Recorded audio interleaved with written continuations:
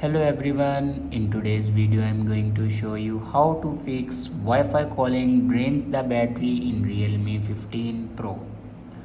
So let's start the video. First of all, open settings.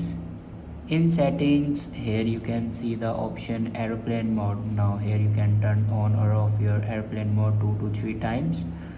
After turn off your airplane mode, then scroll down and click on system and update.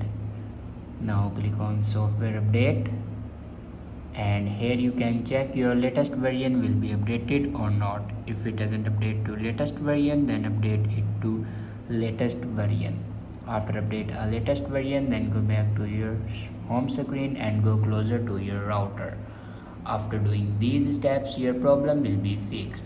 I hope this video is helpful for you. Thanks for watching.